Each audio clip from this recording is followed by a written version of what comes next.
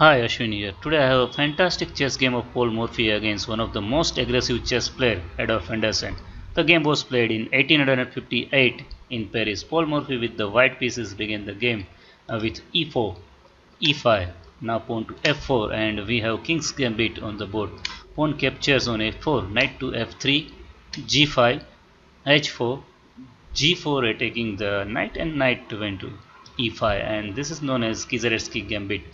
This gambit is very strong, and once the same gambit was used by Boris Spassky to beat Bobby Fischer in a famous game during the year 1960. Knight to f6 was played here, knight captures on g4, and now knight captures on e4. Pawn to d3 attacking the knight. This practically allows this knight on g3, but here Paul Morphy had planned to sacrifice his rook for a strong attack, and bishop capture on f4 was played.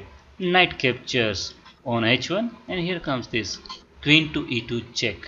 And in case of this bishop to e7, knight f6 check, king to f8, and bishop h6 is just checkmate. So queen e2 and queen to e7 is forced. And it seems that once black will exchange the queen, there is no way that white can win. True. But what do you think? Can black exchange the queen? And feel free to pause the video here and find the way to win black's queen here. Here comes this knight to f6 check, king to d8 only move, and now bishop captures on c7 check, and king to c7 only move. Now knight to d5 check, king to d8, and now knight captures on e7. Bishop captures on e7. So basically Morphy had a queen for Anderssen 3 pieces. So still material is roughly equal on the board, but here comes this queen to g4, and this stops many things like this rook to g8, or even this bishop captures on h4, and especially this knight to g3. Pawn to d6 was played, and this attacks this queen with this let's go bishop. Queen to f4, rook to g8, and now queen captures on f7, so hitting the rook.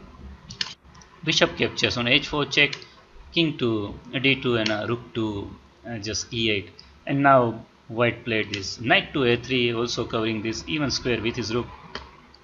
Knight to a6 was played, queen to h5, and now this bishop and knight both are under attack. I mean, if bishop moves, then white can just capture the knight.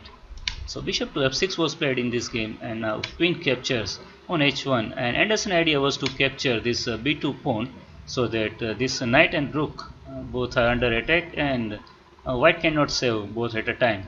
Here queen to h4 check was played, and we have a couple of variation here. For example, this rook to e7, then rook to e1 is just winning. I mean, bishop to e5 can block the e file, but then we can play this d4, and white is completely winning here. So after queen h4, another variation could be to play this king to c7, but now this knight can escape with this knight b5 check, king b8, rook to b1, and again white is winning. I mean, bishop to e5, then pawn to d4, and after bishop to g7, knight captures on d6, and white is having material advantage too. So, and the position, so basically white is winning here.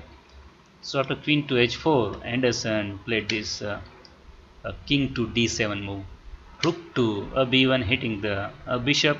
Bishop captures on a3, and here this queen to a4 check, and this actually collects this bishop on a3. And so Anderssen decided to resign in this position, because white is having attack plus material advantage too. So friends, how was the video and the game? I hope you will have enjoyed this one. Thanks for watching. Bye bye.